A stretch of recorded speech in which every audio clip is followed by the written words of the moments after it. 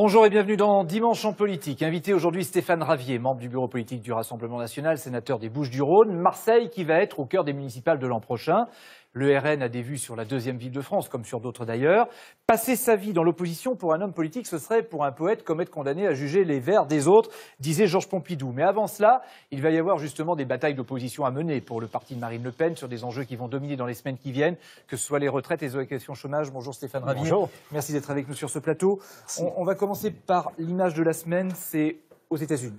Ce père, originaire du Salvador, qui s'est noyé avec sa petite fille sur son dos en voulant traverser le Rio Grande, c'est à la frontière entre le Mexique et les États-Unis. Quand vous voyez cette photo, ça suscite quoi comme sentiment chez vous? Personne ne peut rester insensible à de tels drames. Le souci, c'est que certaines associations, certains politiques utilisent ces drames pour mener une stratégie d'émotion et de culpabilisation. Est-ce que c'est pas comme ça qu'on alerte? Mais est-ce que c'est pas comme ça qu'on alerte? Pour faire accepter ce que en France en tout cas, et aux États-Unis je crois, on ne souhaite plus, c'est-à-dire une immigration massive. Si cette photo doit être montrée, c'est non pas au président Trump, mais au président du pays dont sont originaires ces victimes. Car les responsables, ce sont ces gouvernements qui n'arrivent pas, ne veulent pas, ne souhaitent pas donner un avenir à leurs compatriotes. Donc il ne faut pas culpabiliser ceux qui ne sont pas responsables de la situation. Donc c'est pas Trump le responsable en l'occurrence, c'est plutôt le président mexicain ou salvadorien ou de quelques pays. Alors est-ce que vous redoutez cependant qu'un jour, il y ait ce genre de scène en Méditerranée sur les plages de Marseille? Vous le redoutez ça? Il y a déjà des drames en Méditerranée, trop. Et ces drames, ils sont le résultat d'une entente entre des candidats à l'immigration et des mafias qui organisent ces passages. S'il y a des drames en Méditerranée, pourrait se produire, peut-être pas à Marseille, c'est vrai. Vous le craignez? Je le crains au vu de l'anarchie qui règne en Méditerranée. Anarchie qui est le résultat, encore une fois, de ces ententes entre des associations qui ne respectent pas le droit international et de bon gré mal gré avec des passeurs. Donc quand Christophe Castaner dit par exemple qu'il y a des gens qui se nourrissent sur la pauvreté ou la misère des autres, vous êtes d'accord avec lui du coup?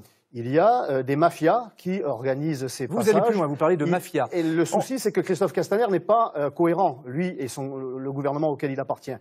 Et ils ont une position qui est ambiguë et qui continue à persuader les candidats à l'immigration que l'on peut venir en Europe, que l'on peut venir en France. Non, regardez, le Sea-Watch, par exemple, qui a accosté à Lampedusa.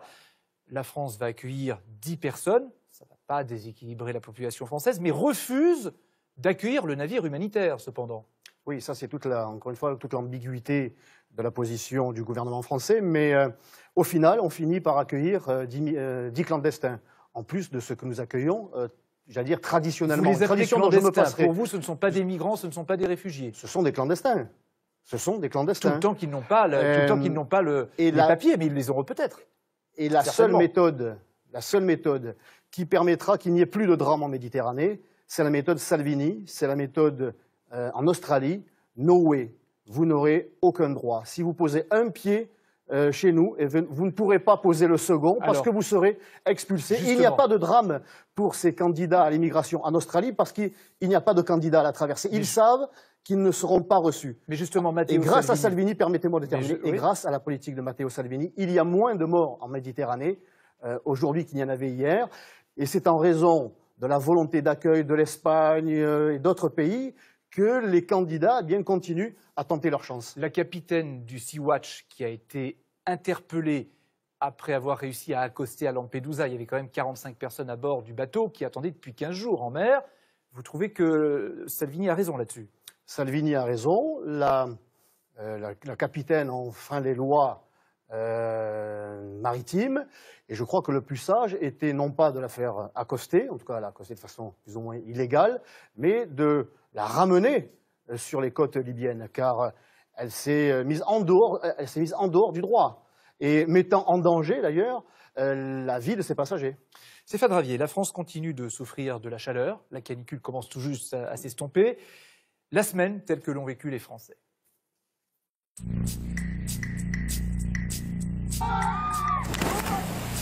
Du jamais vu depuis 1947. La vague de chaleur qui remonte du Sahara surprend les météorologues par sa précocité. C'est la première fois qu'on a une telle canicule en période scolaire. Voilà. Ah oui, ouf. Voilà.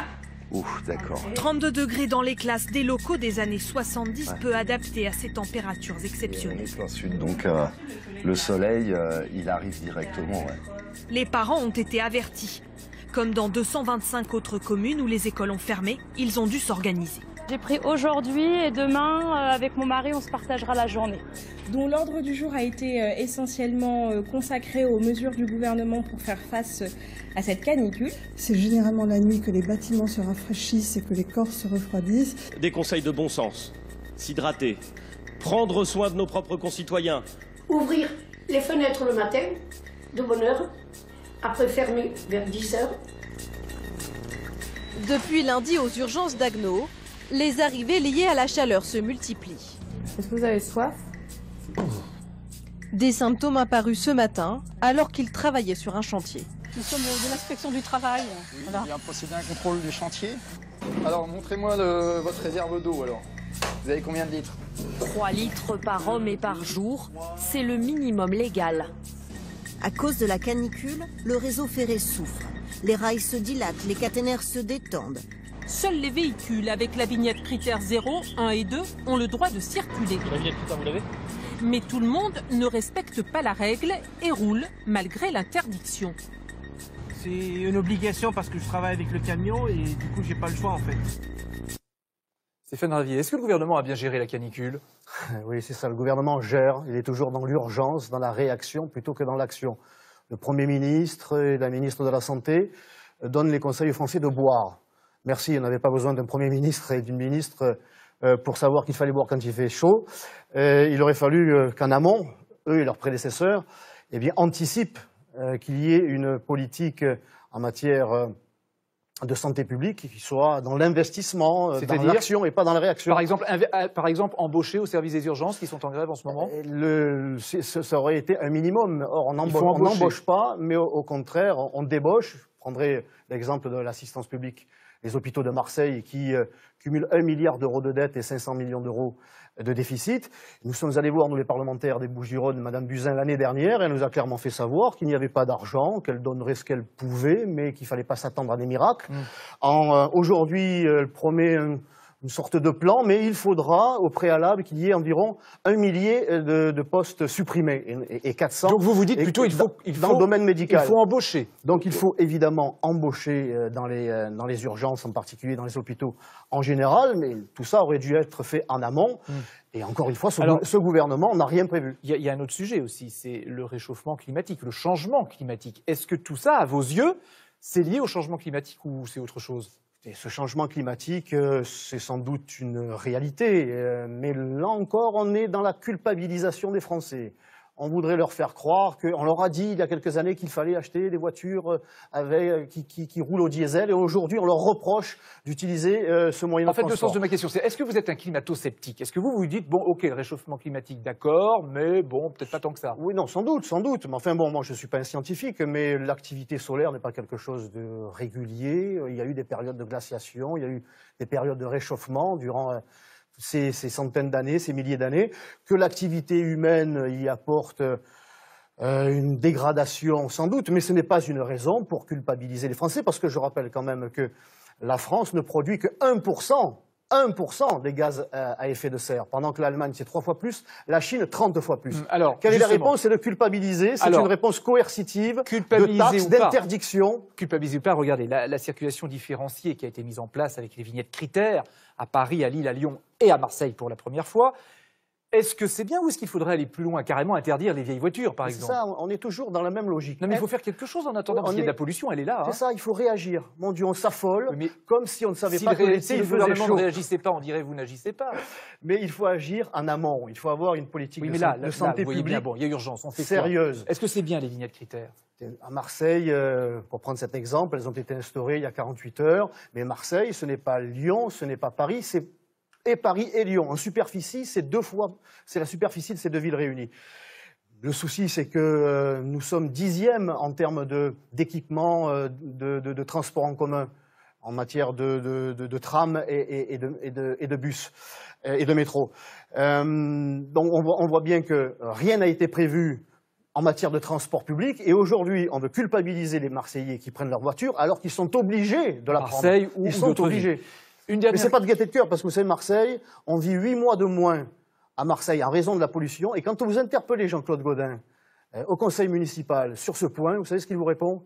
Même Monsieur Ravier, un bon coup de Mistral et c'est bon. Vous voyez, donc on a été dans le déni, et ils veulent faire payer les Français, les Marseillais en particulier. Rassurez-vous, on va y revenir sur Marseille, mais pas seulement. Juste une dernière chose là-dessus. Samia Ghali, sénatrice PS des Bouches-du-Rhône, élue de Marseille comme vous, elle dit il faut interdire aussi les escales de navires de croisière dans le port de Marseille parce que ce sont des usines polluantes. Et au moment où il y a des pics de pollution, il faut leur interdire de venir là. Ouais, ça c'est bien Samia Ghali. Pourquoi ça vous fait bien rire? Socialiste.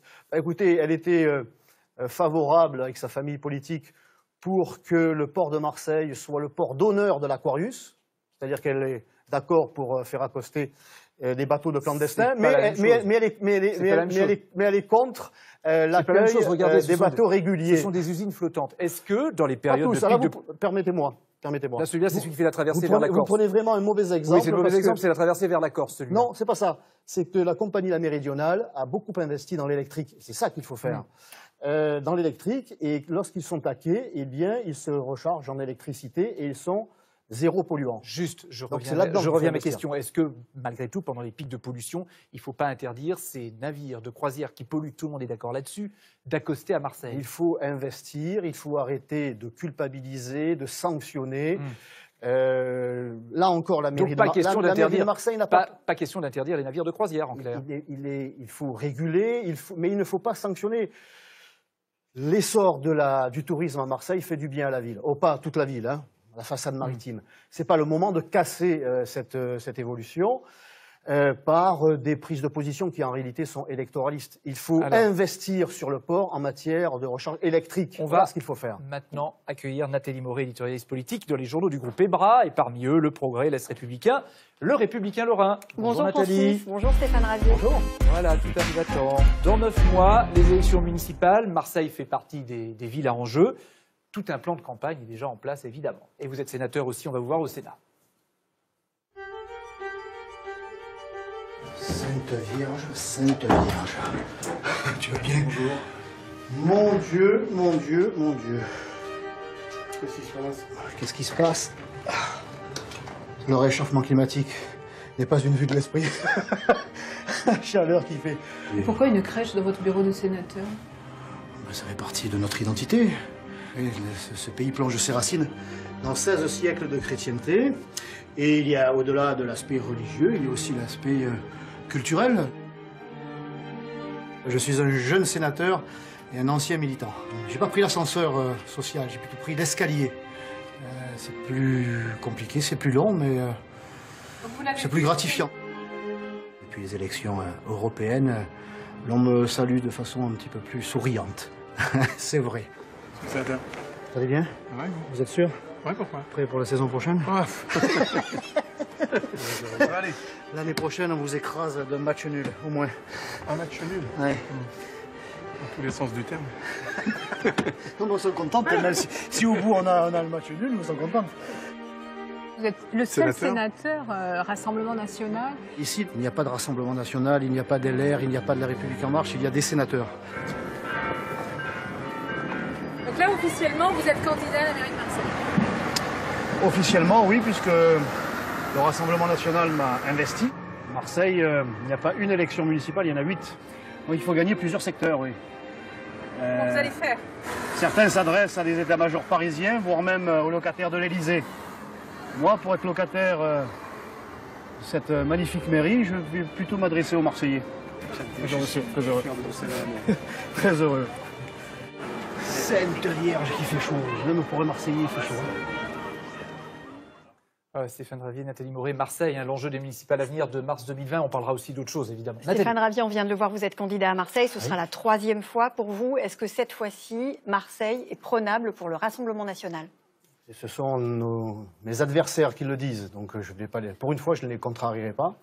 Oui, c'est tout à fait gagnable pour le Rassemblement national, pour le Rassemblement des Marseillais. Vous serez candidat où? La dernière fois, en 2014, vous avez été élu dans le 7e secteur. Est-ce que cette fois-ci, vous gardez le même ou vous allez conquérir un autre secteur? 7e secteur, les 13e et 14e arrondissements, une partie des quartiers nord où j'ai grandi, où je suis élu, où j'habite encore. Donc vous restez là ou vous vous déplacez? Et comme je ne suis pas un nomade, même si un Marseillais est partout chez lui à Marseille, je pense que je resterai sur ces terres des quartiers nord qui me tiennent à cœur. Une petite parenthèse, vous avez parlé du rassemblement pour les Marseillais, ce sera votre étiquette, ce ne sera pas Rassemblement national. Ça sera un rassemblement des patriotes marseillais, du Rassemblement national et au-delà. Oui, mais l'étiquette Rassemblement national sera un peu éclipsée.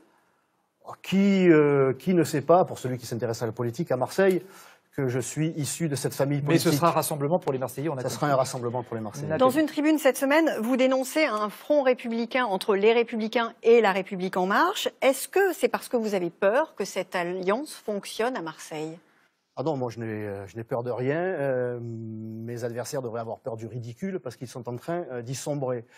Ce qui reste des Républicains à Marseille sont dans une démarche de mendicité électorale avec une main tendue comme ça à Emmanuel Macron qui est en train de la repousser avec mépris, comme le faisaient déjà les marcheurs locaux, parce qu'ils veulent sauver leur boutique, ils veulent sauver leur place. Pourquoi il est venu Emmanuel Macron cette semaine, enfin la semaine dernière à Marseille? Est-ce que c'est pour tenter justement cette alliance?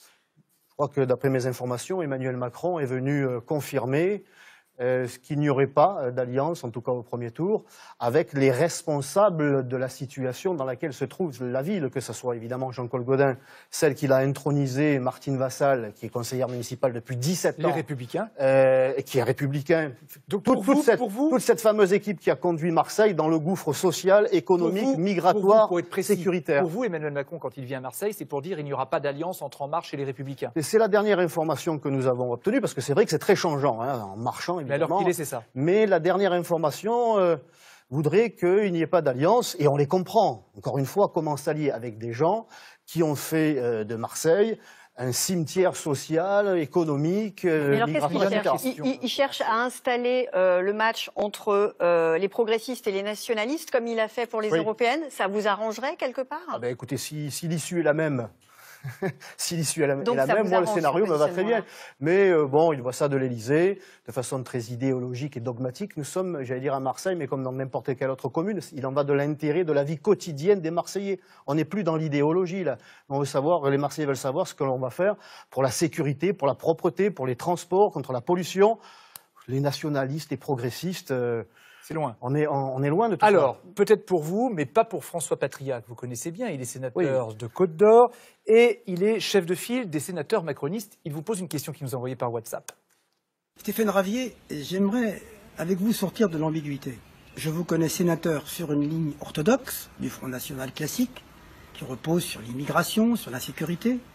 Et je vous vois maintenant prêt à rejoindre Marion Maréchal Le Pen pour une toute autre ligne, celle qui est faite elle-même aussi d'ambiguïté, de rapprochement avec les Républicains.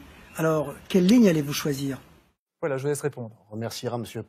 Patria, ancien socialiste, je crois, devenu La République En Marche. Mais n'empêche qu'il vous pose une question. D'ambiguïté. Il vous pose une question. Il se pose là.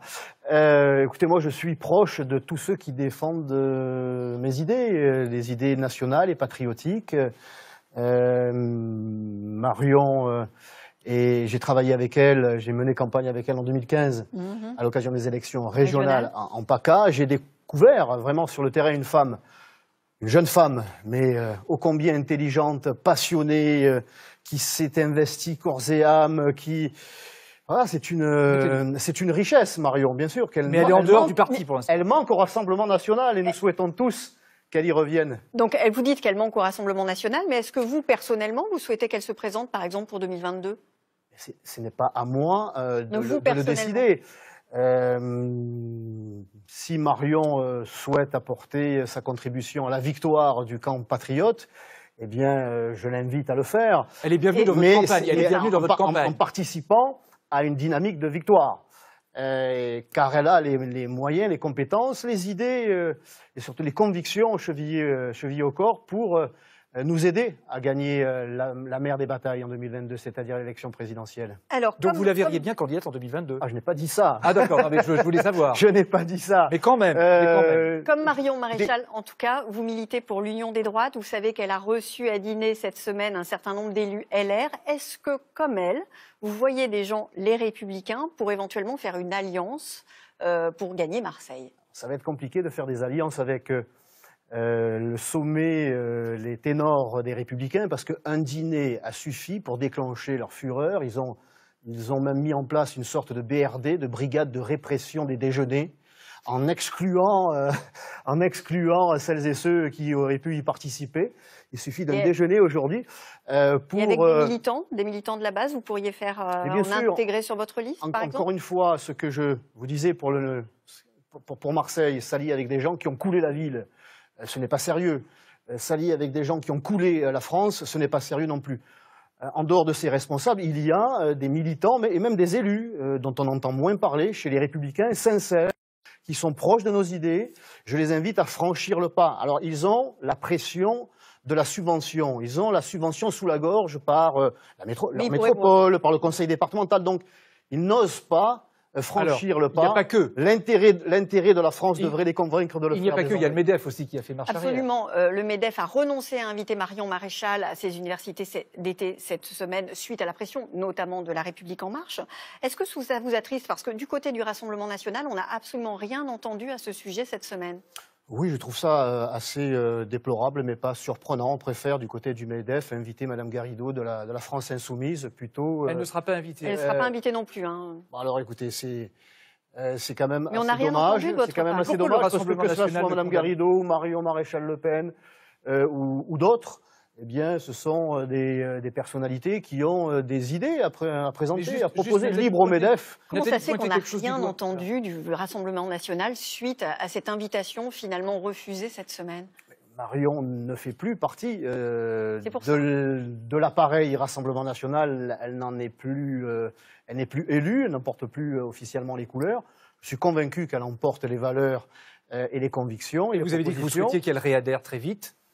Je souhaite, mais nous sommes quasiment tous unanimes au Rassemblement National pour que Marion nous revienne. Un mot sur Jean-Luc Mélenchon, qui est votre collègue parlementaire marseillais. Oui. Il va comparaître en justice en septembre suite aux perquisitions un petit peu musclées d'octobre dernier. Nicolas Bay, votre collègue du Rassemblement National, a dit que c'était de l'acharnement, du zèle de certains juges contre des opposants politiques. Est-ce que vous partagez cette analyse? Oui. Et il n'est un secret pour personne que M. Mélenchon est un adversaire résolu du Rassemblement National. Or, malgré tout, il incarne des idées, il est élu et il a derrière lui, bon, de moins en moins d'électeurs, mais quand même encore quelques-uns.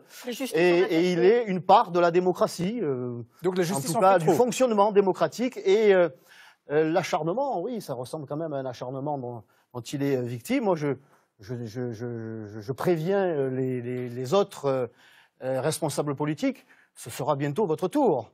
Voilà, nous sommes aujourd'hui dans une configuration politique et judiciaire qui ressemble ou qui est de moins en moins démocratique. C'est très inquiétant. Les dérives autoritaires de ce pouvoir sont très inquiétantes. Justement, Patrick Stroda, qui est le directeur de cabinet du président Macron, ne sera pas finalement poursuivi pour faux témoignages, comme le demandait la commission d'enquête du Sénat. Je vous rappelle que vous êtes sénateur. Est-ce que c'est un désaveu pour vos collègues du Sénat? Vous voyez, Jean-Luc Mélenchon, lui, est traîné devant les tribunaux. On s'acharne sur le Rassemblement National. Et M. Stroda, lui, est blanchi, très vite blanchi. Il faut être du bon côté du manche. Mais c'est un désaveu pour les sénateurs qui ont mené quand même des travaux pendant toute la commission d'enquête parlementaire, on s'en souvient. C'était un désaveu, c'était une commission d'enquête, c'est pas non plus... Monsieur Stroda demande des excuses de la part de Monsieur Bas. Une commission d'enquête, ce n'était pas une condamnation, c'était... Nathalie, vous disiez, Monsieur Stroda demande des excuses aux sénateurs. Oui, il est libre de demander ce qu'il veut, il n'est pas certain qu'il les obtienne. Mais la commission d'enquête n'a fait qu'enquêter, elle ne l'a pas condamné. Par contre, si lui a été blanchi... on attend les suites de l'affaire Benalla et consorts. S'il n'y avait pas eu le Sénat, eh bien, les Français n'auraient pas eu connaissance de toute cette affaire. Le Sénat a redoré son image et a rendu un grand service à la démocratie. Merci Nathalie. Le rythme des réformes maintient l'opposition sous pression et vice-versa. Il y a la campagne de signature pour un référendum contre la privatisation d'Aéroports de Paris. Est-ce que vous l'avez signé? Pas encore, parce que j'ai eu les plus grandes difficultés. Ce système de signature par Internet est une succession, quand on veut s'y connecter, de bugs, de difficultés. Tout est fait pour décourager. Est-ce que vous allez le faire? Celles et ceux qui veulent sauver Aéroports de Paris. Oui, je le ferai, bien sûr. Il y a aussi la polémique sur les propos du secrétaire d'État au numérique, Cédric O, qui veut la création d'un conseil de l'ordre des journalistes, qui dirait ce qui est bien ou pas en termes d'information, de morale, de critères. Il a un peu atténué ses propos depuis. Il a dit sinon, ce sera à l'État de le faire. Est-ce que ça vous a choqué, ça? Ça, c'est la Macronie dans toute sa splendeur. Mais oui, mais vous savez qu'il y a un conseiller régional des Pays de la Loire qui avait proposé ça de chez vous. Eh bien, écoutez, moi, c'est pas mon avis. Quand vous n'êtes pas avec le président, vous êtes contre lui, quoi. C'est une sorte de continuité idéologique, intellectuelle. Moi, j'en appelle au bon sens des journalistes. J'en appelle à leur neutralité, à leur déontologie individuelle, même s'il est vrai que quelquefois, le Rassemblement national est victime. C'est mon avis. Je n'ai pas demandé la ligne officielle du mouvement. Moi, j'entretiens de très bonnes relations avec certains journalistes locaux à Marseille, avec d'autres beaucoup moins qui sont dans l'attaque personnelle, idéologique. C'est dommage. Et chaque journaliste doit... Mais il doit y avoir une autorégulation. Une autorégulation, c'est le mieux. On termine par une image d'hier sur le vif. C'était la marche des fiertés à Paris avec comme principale revendication la PMA pour toutes les femmes. Le Rassemblement national y est opposé. Seriez-vous prêt, vous, à descendre dans la rue, cette fois, contre la PMA, comme ça a été le cas pour le mariage pour tous? C'est pas exclu. Je suis descendu dans la rue, effectivement, pour m'opposer au mariage homosexuel. Je crois que c'est tout à fait cohérent de descendre dans la rue s'il le fallait. Vous seriez même favorable à ce qu'il y ait des manifestations? On est quand même encore dans un état de droit. On a encore le droit de manifester dans les rues. Et en tout cas, nous sommes, contre la PMA, la GPA. Le corps de la femme ne doit pas devenir un outil au service d'une société de plus en plus marchande. Merci Stéphane Ravier d'avoir accepté notre invitation.